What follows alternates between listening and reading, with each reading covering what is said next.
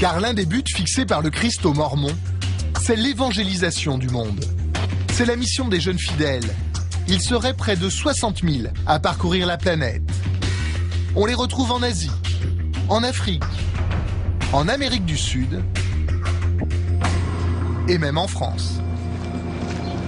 Timothée et Logan sont américains. Ils ont 21 ans et ils sont en mission à Paris.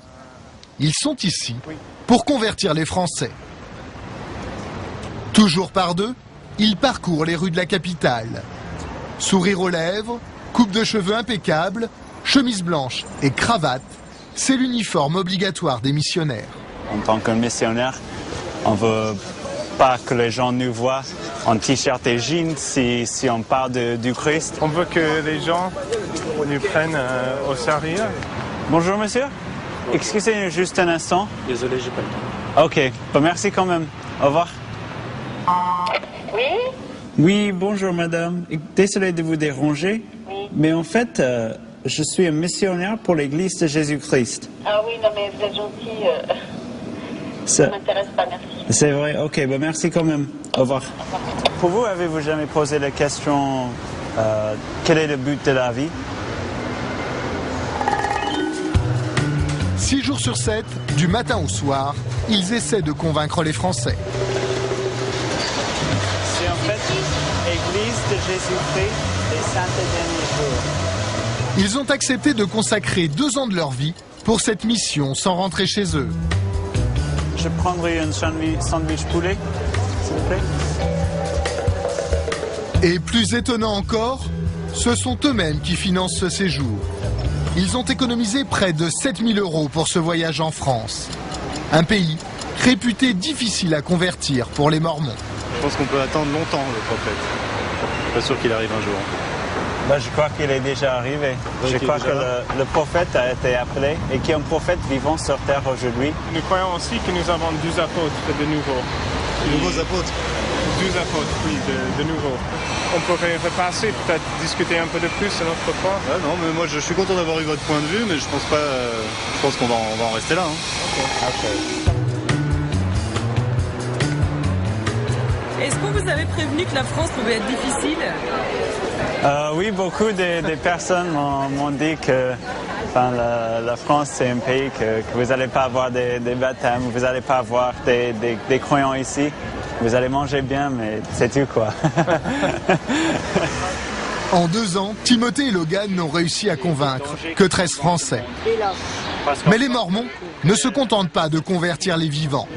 À notre connaissance, c'est même aujourd'hui la seule religion qui baptise aussi les morts. Oui, merci, au revoir. C'est ainsi que de nombreuses célébrités françaises sont devenues mormones après leur mort. Dalida, Louis de Funès, Édith Piaf, mais aussi Yves Saint-Laurent et même le général de Gaulle. À l'origine de ces découvertes, une Australienne qui vit à Salt Lake City. Hélène Radke a 70 ans. C'est une ex-mormone, une dissidente. Depuis plusieurs années, elle enquête sur les archives de l'Église. C'est ainsi qu'elle a découvert que des milliers de Juifs victimes de l'Holocauste avaient été baptisés après leur mort et étaient devenus officiellement des Mormons. L'identité de ces Juifs, qu'est-ce qu'ils en font? Ils ne respectent pas la mémoire de ces victimes de l'Holocauste.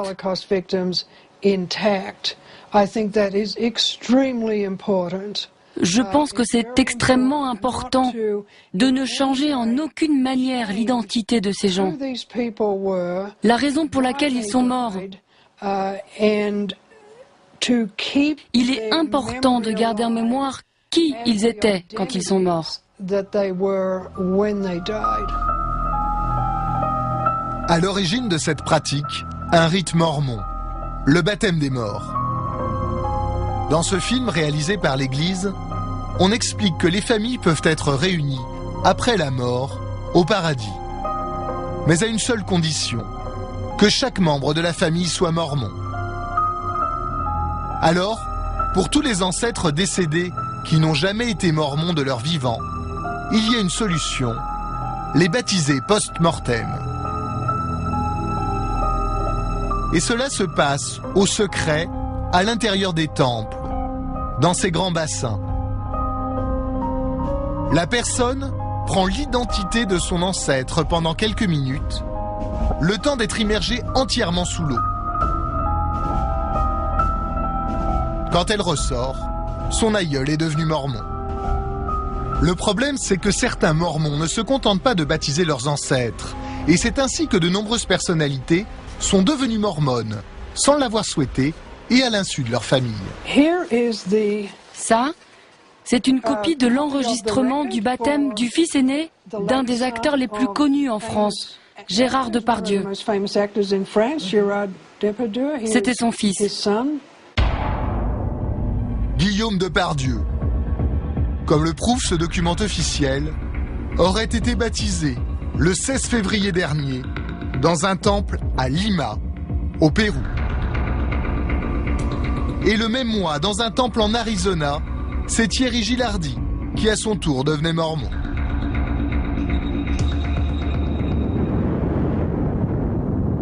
Nous sommes aujourd'hui peut-être tous concernés.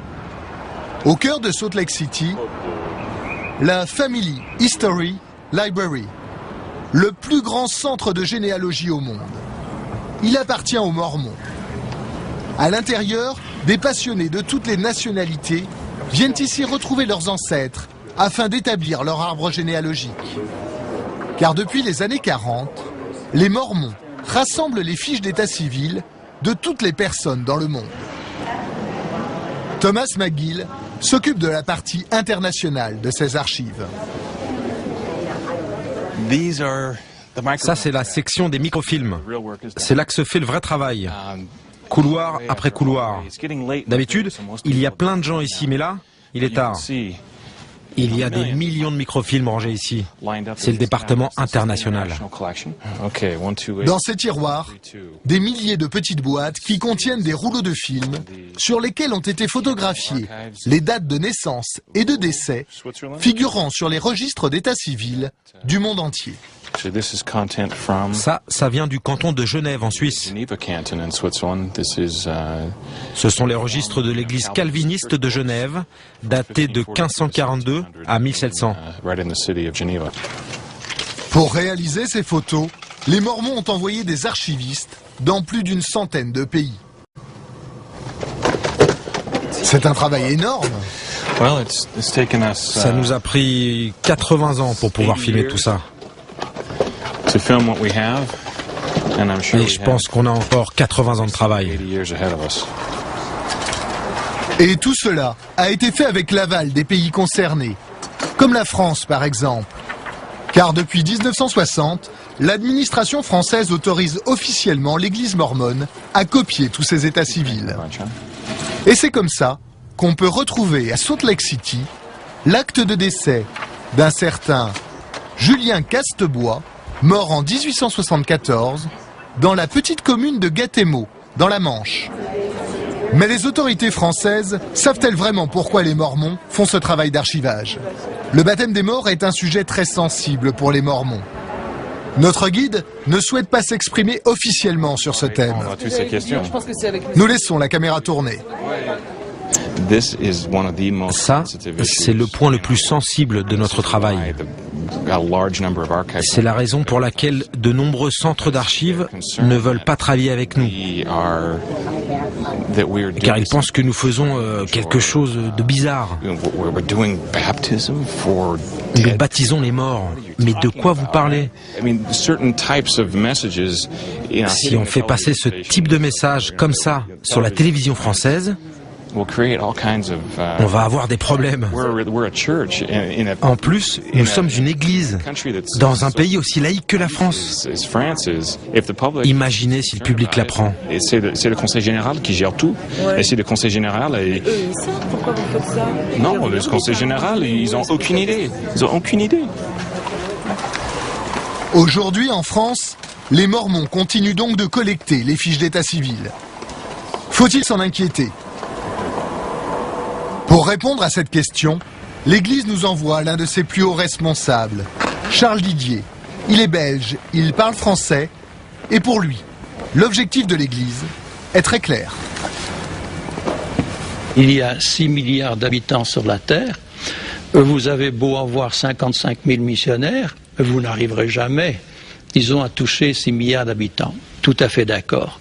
Donc il y a des milliards de personnes qui meurent au cours, bien sûr, de l'histoire, qui n'ont jamais entendu parler de Jésus-Christ, qui n'ont jamais entendu parler de son évangile.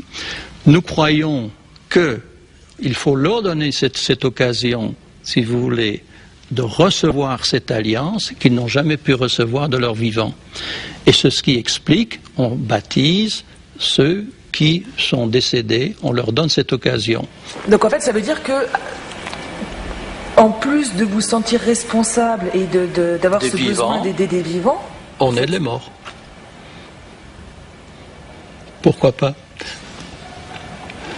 Vous comprenez que ça puisse choquer? Oui, bien sûr. Pourquoi?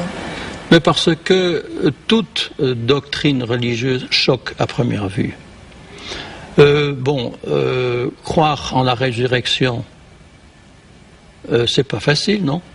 Ça veut dire qu'en fait, concrètement, mon arrière-grand-mère, oui, qui était très catholique, pourrait être aujourd'hui mormone. Oui, c'est-à-dire qu'elle pourrait accepter le baptême dans l'au-delà. Elle n'est pas obligée de l'accepter, elle a son libre arbitre. Hein. En tant que morte, elle a son libre arbitre. Mais bien sûr. En fait. Bien sûr, elle a toujours la liberté d'accepter ou de refuser. C'est pas imposé. C'est ce que j'appellerais une offre généreuse. Charles Didier veut même nous convaincre que le travail d'archivage des Mormons est en plus utile à tous les pays.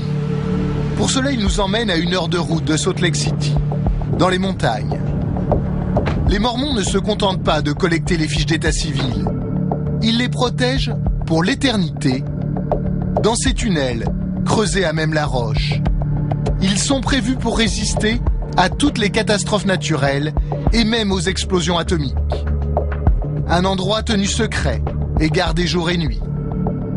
Voici les seules images de ces tunnels filmés par l'Église.